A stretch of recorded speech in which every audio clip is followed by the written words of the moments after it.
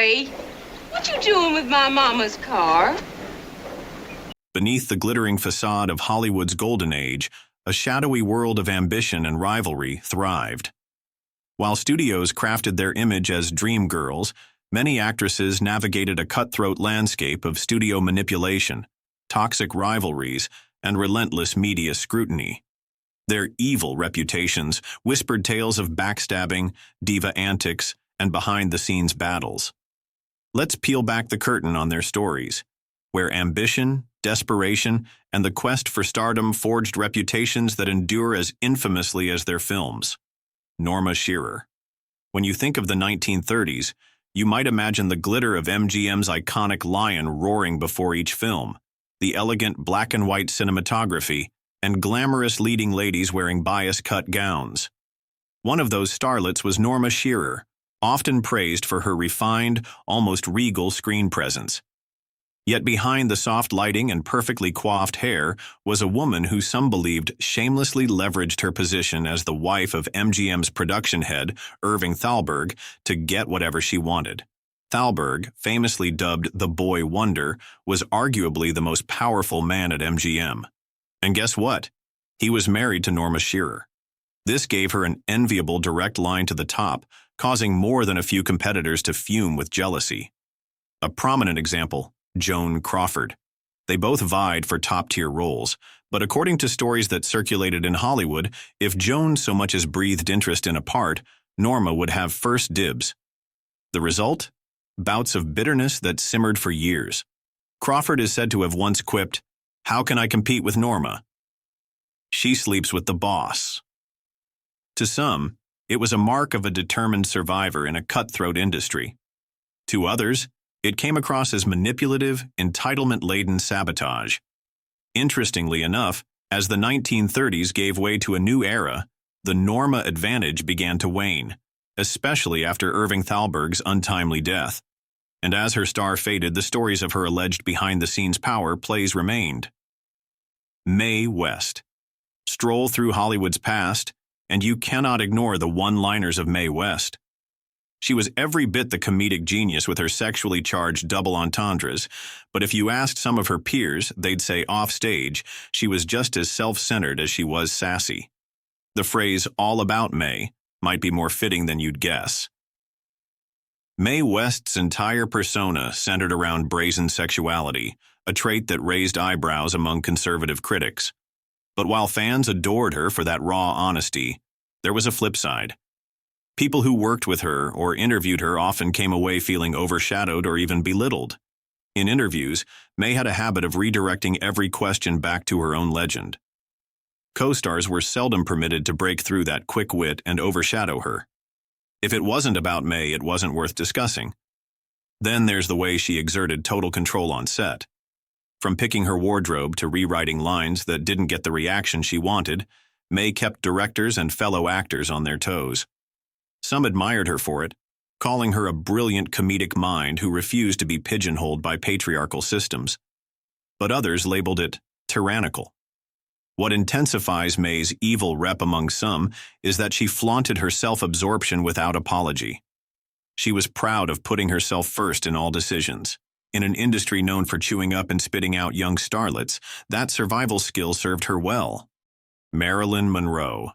The name alone conjures an image of breathy vulnerability, a radiant smile, and diamonds glinting in black and white frames. Hollywood's ultimate bombshell, Marilyn Monroe, was beloved by millions. And yet, behind that iconic persona lay stories of a woman who could be manipulative, self-absorbed, and maddeningly difficult to work with. Directors like Billy Wilder have publicly vented about the nightmare of directing Monroe. She was chronically late, sometimes by hours, leaving entire sets in disarray. Even once she arrived, Monroe would often be underprepared, forgetting lines or requiring endless takes. Some castmates were empathetic.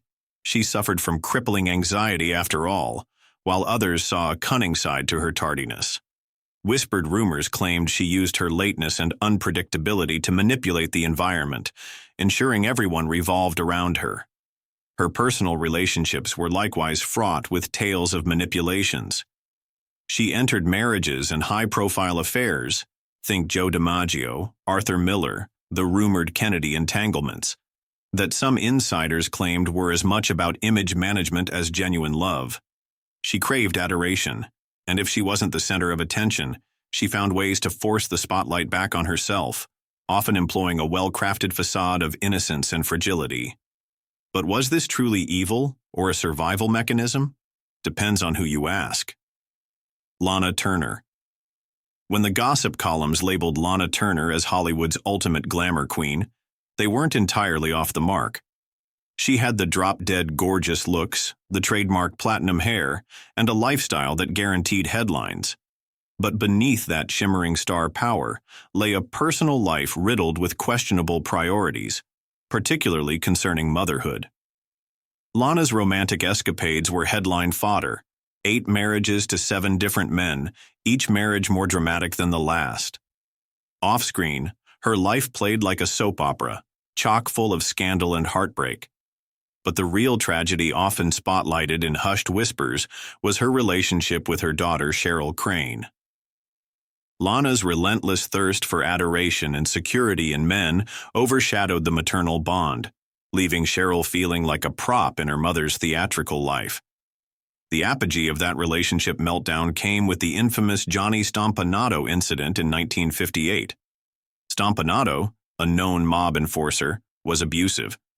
One night, 14-year-old Cheryl, in a desperate move to protect Lana, stabbed Stompanato to death. Even after that, some say Lana never truly recalibrated her priorities. Career and personal gratification often took center stage, with maternal responsibilities relegated to the margins. Gloria Swanson. When you talk about the silent era's power players, Gloria Swanson's name is bound to come up. She wasn't just an actress. She was a phenomenon. Lavish outfits, scandalous romances, and an inflated lifestyle that made headlines. But this larger-than-life image went hand in hand with some behind-the-scenes cunning that rubbed plenty of people the wrong way. Swanson craved control over every aspect of her roles. She was notorious for butting heads with directors and producers if she felt they weren't meeting her exact standards. Sometimes that pushiness worked in her favor. She delivered iconic performances in silent classics and even in talkies like Sunset Boulevard. Other times, it made her persona non grata in production offices. While her perfectionism could lead to cinematic magic, it also created an undercurrent of fear. Criticizing Gloria Swanson on set was a sure way to sign your own pink slip, or so the rumor goes. The final flourish of her career came with that meta-portrayal of a faded silent star in Sunset Boulevard, which so eerily mirrored her own. Was she as manipulative off-screen as she was rumored to be? Perhaps. Tallulah Bankhead. Tallulah Bankhead might just be the wildest spirit in a pantheon of formidable personalities. She wasn't about subtlety, that's for sure. With her husky voice, devil-may-care attitude, and flamboyant antics, she became a legend both on and off the screen and stage. Yet it's precisely that boldness that left more delicate souls labeling her a mean, self-absorbed hellion. Bankhead's parties were infamous. She indulged heavily in booze, recreational substances, and a seemingly endless parade of lovers, male and female. But it wasn't just about partying for the sake of partying. Tallulah thrived on pushing boundaries, making people uncomfortable, and dropping barbed one-liners that could eviscerate even a close friend in seconds flat. She excelled at needling people's insecurities, sometimes just for the fun of it. But was it honest feedback? Or did Bankhead get a cruel thrill from cutting others down to size? Observers remain divided. Interestingly, part of her combative behavior might have stemmed from deep-seated insecurities, as is often the case with larger-than-life personalities, but her vicious wit and unstoppable flamboyance overshadowed any empathy that might have existed below the surface. Barbara Stanwyck. No actress could shoot daggers with just a glance quite like Barbara Stanwyck, and that's only partly a reference to her on-screen roles. Off-screen, she was known for a chilly demeanor and for being fiercely protective of her space. Some co-stars even felt she was borderline heartless, particularly when it came to severing personal ties or removing obstacles in her path. Stanwyck's background wasn't easy. She grew up rough, losing her parents at a young age and bouncing through foster homes. Perhaps that struggle hardened her, but in Hollywood, she gained a reputation for swiftly cutting off anyone she deemed useless. Rumors floated around that she wouldn't hesitate to axe an employee or ghost a friend the moment she felt betrayed or inconvenienced. Some explained it away as a survival tactic in a male-dominated industry. Others believed she was simply ruthless. She famously kept her personal life sealed up tighter than Fort Knox. Co-stars described her as polite but distant, rarely engaging in small talk on set. While some admired her professionalism, she was hardly ever late or unprepared. Others found her aloofness jarring. Off-screen relationships? She'd had a couple of rocky marriages, including one with actor Frank Fay that by many accounts was toxic on both sides. The net result is an actress widely respected for her talent, yet often mistrusted for her cold, seemingly unsentimental approach. Was it coldness, or was it just business-like efficiency? Bette Davis. Ask anyone to name an actress from Hollywood's golden era who epitomized ferocity, and you'll inevitably hear Bette Davis. She owned the screen with searing eyes, a staccato voice, and an intensity unmatched by her peers. But behind the camera, Davis was no pushover. In fact, she was rumored to be downright savage when it came to preserving her status at the top. Her legendary feud with Joan Crawford stands as one of Hollywood's biggest rivalries, culminating in the twisted brilliance of Whatever Happened to Baby Jane. That production itself was a battleground of sabotage and psychological warfare. Some say Davis installed a Coke machine on set to needle Pepsi-endorsing Crawford. Others claim Crawford retaliated by weighting herself with lead during a scene where Davis had to drag her. Were these antics orchestrated by Bette or just tabloid fodder? Hard to say. But they fed Davis's image as someone who'd do anything to gain the upper hand. Davis's demands weren't reserved just for feuds. She also routinely locked horns with directors, producers, and co-stars over script changes, lighting preferences, and camera angles. She insisted on her creative vision, which often left those around her frustrated. If they dared to question her or threatened her top billing, she'd unleash the trademark scowl and a few choice words that reportedly stung like acid. Joan Crawford. Joan Crawford might just be the name that, for many, resonates most deeply with the label Hollywood's Evil Queen, thanks in part to the controversial memoir Mommy Dearest, penned by her adopted daughter, Christina Crawford. But even before that sensational reveal, Joan's peers had endless stories about her alleged manipulations and icy temperament. From her earliest days, Joan Crawford was determined to rise from humble beginnings to become the ultimate star. That ambition drove her to transform her appearance, voice, and mannerisms, ultimately turning her into one of the most captivating figures of the 1930s and 1940s. But it also fueled rumors that she'd stop at nothing to secure roles and outshine her rivals. The infamous feud with Bette Davis is practically a Hollywood legend. Each claimed the other was the real villain. Yet the gravest allegations about Crawford's dark side stem from her private life. Moreover, Joan's thirst for relevancy saw her forging questionable alliances with powerful men in Hollywood. The hush-hush story is that she'd do whatever it took to remain at the apex of stardom. Marlene Dietrich. If you look up icon in an old Hollywood dictionary, don't be surprised if you find Marlene Dietrich's face staring back at you. Chiseled cheekbones, an aloof gaze, a men's tuxedo tailored to perfection. Yet for all her revolutionary charm on screen, Dietrich had a frosty reputation that suggested she could be callous and downright cruel. Part of it may have stemmed from her European upbringing. She was known to consider herself more refined and more worldly than her peers. While filming with co-stars, she'd offer unfiltered opinions on their technique, wardrobe, or personal hygiene. Some took it as helpful candor, others found it condescending, a sign that she believed herself superior. Then there were her numerous affairs with both men and women. Gossip mill staples claimed she toyed with lovers, discarding them when they no longer fueled her muse. Dietrich also deployed a fierce sense of self-preservation. When confronted about script changes or rumored on-set romances, she'd deflect or blame production members. She wasn't exactly known for loyalty if it meant tarnishing her star or personal brand. Consider her collaboration with Josef von Sternberg. They created cinematic magic but parted ways in a swirl of backbiting once the partnership no longer served her ambitions. Politics also played a role in Dietrich's alleged cruelties. She was famously anti-Nazi, going so far as to renounce her German citizenship. That stance was admirable, but it also meant she fiercely turned on anyone she deemed sympathetic to the Reich, blacklisting them from her circle. Hedda Hopper. Most people remember Hedda Hopper primarily as a fearsome gossip columnist, the woman who could make or break a star with a single printed sentence.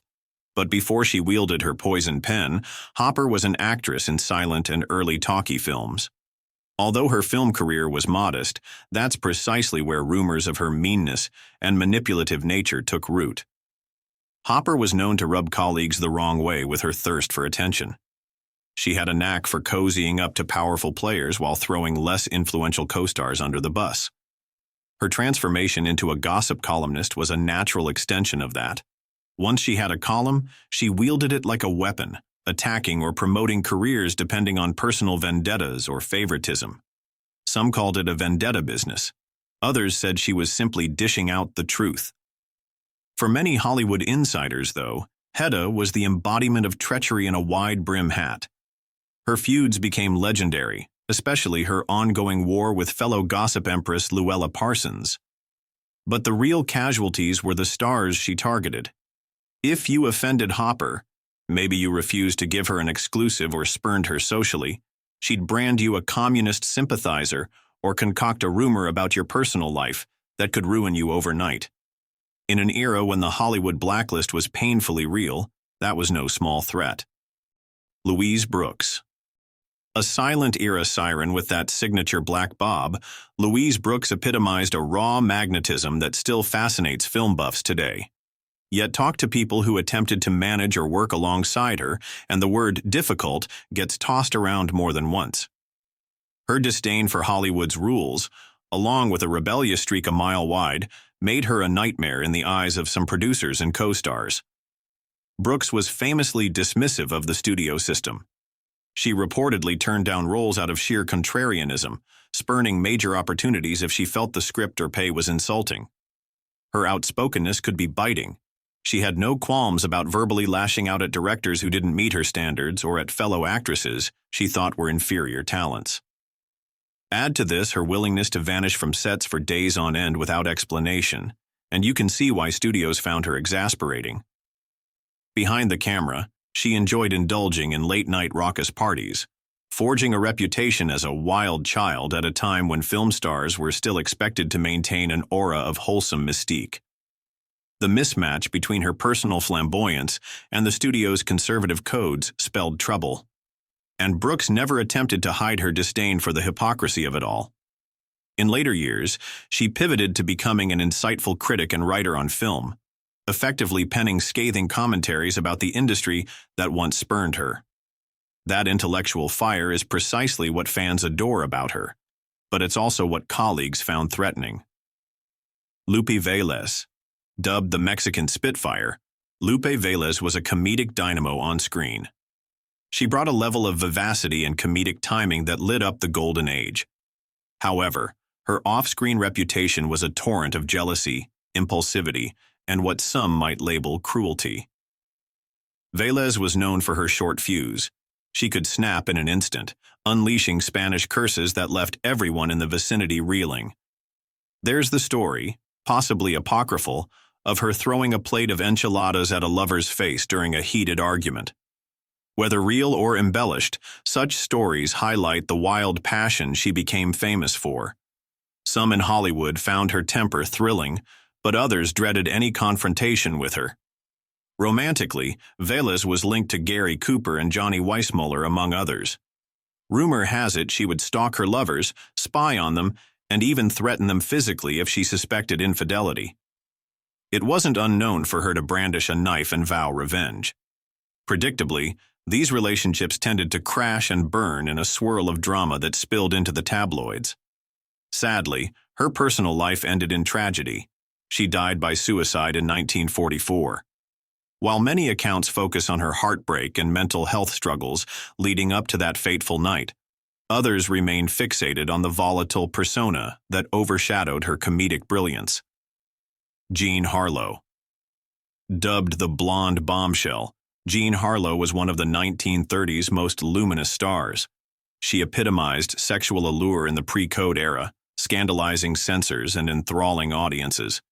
But behind that vivacious grin, rumor had it, was a manipulative streak that ran deeper than her platinum-dyed locks.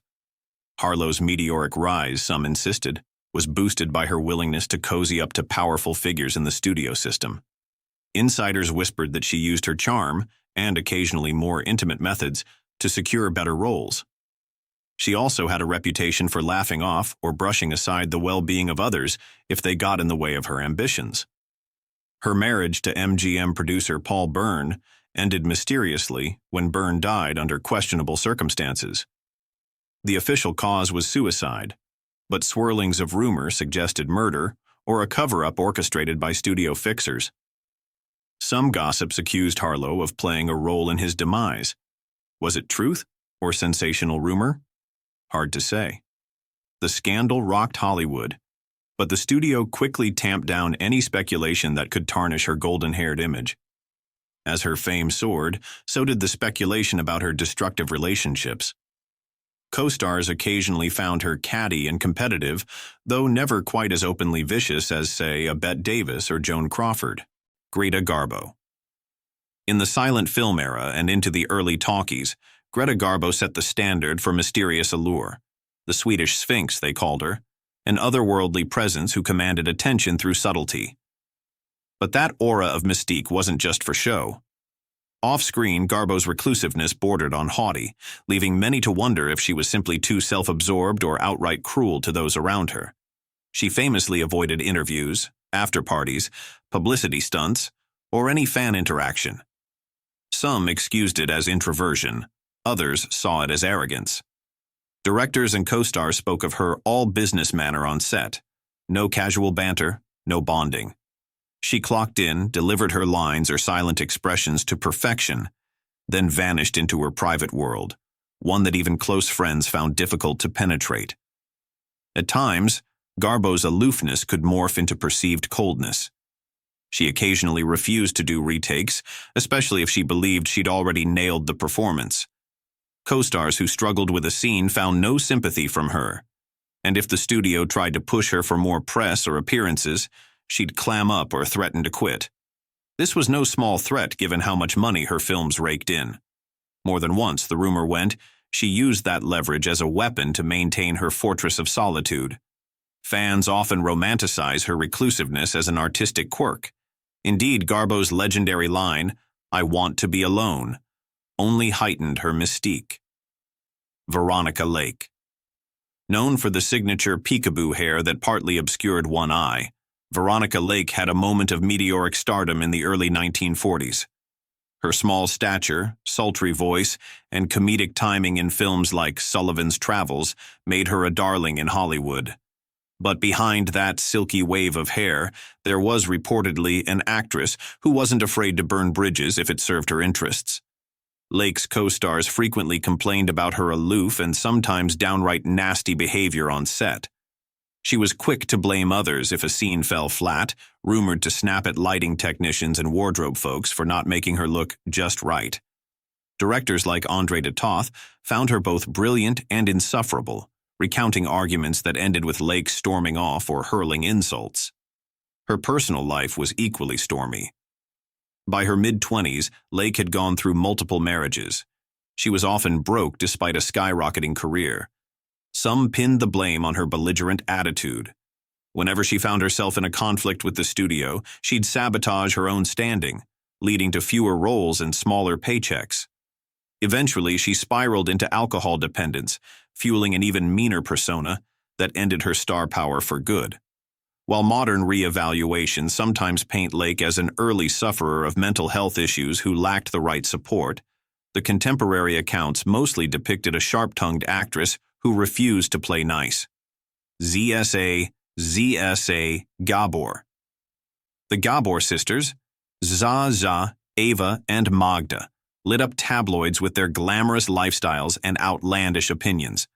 Zsa Zsa, though, was the flashiest of them all, known more for her flamboyant personality and wealth-seeking romances than her modest film roles. From the outside, it might appear as comedic extravagance. But from staff and associates who saw her in private, stories emerged of a woman who believed she was royalty and acted accordingly. Zsa Zsa had a penchant for insulting service staff in ways that made even bystanders cringe. She was slapped with lawsuits on multiple occasions, famously for slapping a Beverly Hills police officer, an incident that fueled talk that she believed herself above the law. Many saw her incessant name-dropping, jewelry flaunting, and highfalutin accent as a comedic routine. But behind that comedic veneer lurked a mean streak. Marriages, she racked up 9, were often rumored to be for financial or social gain. She had no qualms about publicly belittling her spouses, and her divorces regularly turned vicious. To top it off, stories circulated that she'd say unspeakably cruel things about people's looks or finances if they happened to displease her. Clara Bow. They called her the It Girl, a symbol of the carefree flapper era. Clara Bow's on-screen vitality was unstoppable. She practically defined the 1920s with her big eyes, bobbed hair, and racy outfits.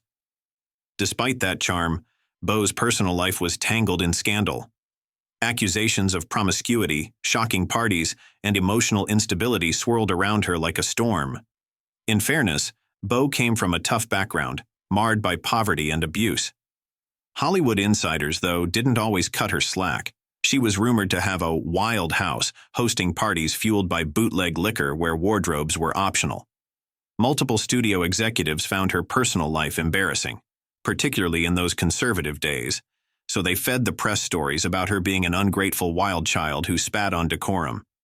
Ultimately, Bow withdrew from Hollywood, battered by the negative press and her own mental health struggles. Here again, the question arises, was she an evil star or a victim of an unforgiving system? Whichever side you lean on, there's no denying that the It Girl persona came at a heavy price, and that her alleged dark side played a part in her retreat from the limelight. Miriam Hopkins. In the pantheon of Golden Age starlets, Miriam Hopkins doesn't get as much mainstream coverage, yet among classic cinema aficionados, she's notorious for her fierce feuds and underhanded behavior, particularly with Bette Davis. Their clash on films like The Old Maid and Old Acquaintance produced legendary tension, with rumors that each actress attempted to outdo, sabotage, or outright humiliate the other at every turn. Hopkins came from a theatrical background, bringing with her a certain stage diva aura. On film sets, that manifested as demands for retakes if she felt overshadowed, frequent battles over hair and wardrobe, and an insistence on rewriting lines to make herself look better. Davis famously found her insufferable. She described Hopkins as the most thoroughly rotten actress in Hollywood, or so the story goes, though each side might have embellished the exact wording. When Davis overshadowed her in the final cut of Old Acquaintance, it sparked one of Hollywood's more infamous on-set shouting matches. The press played it up, but insiders believed it was only the tip of the iceberg. Hopkins's career eventually declined, overshadowed by bigger stars with less drama attached. But for those who encountered her at her peak, the memory of her cunning maneuvers and pitched feuds left them labeling her as evil incarnate, or, at minimum, a star you did not want to cross. Paulette Goddard. When Paulette Goddard arrived in Tinseltown, she came as a wealthy socialite and an aspiring actress. She soon snagged the attention of Charlie Chaplin, forging a relationship that was part romance, part professional alliance. She starred in Modern Times and The Great Dictator, 2 Chaplin classics. But overshadowing her comedic talents were hints of machinations behind the scenes, especially involving Chaplin and studio politics. Rumors suggested she nudged her way into projects via Chaplin's influence, effectively sidelining other actresses. In fairness, nepotism or favoritism was common practice, but it still ruffled feathers among her contemporaries. An ongoing rumor was that she'd tease the possibility of marriage with Chaplin to maintain the relationship's perks, only to keep him guessing as a control tactic. True or not, the story captured how many perceived her, a cunning operator in a city teeming with opportunists. Eventually, as Chaplin faced personal and political controversies, Goddard distanced herself, pivoting to a new chapter in Europe. Did she stand by him out of loyalty? Some say no, calling her departure opportunistic. Regardless, she left behind enough question marks to keep her reputation somewhere in the gray zone of Hollywood's femme fatale.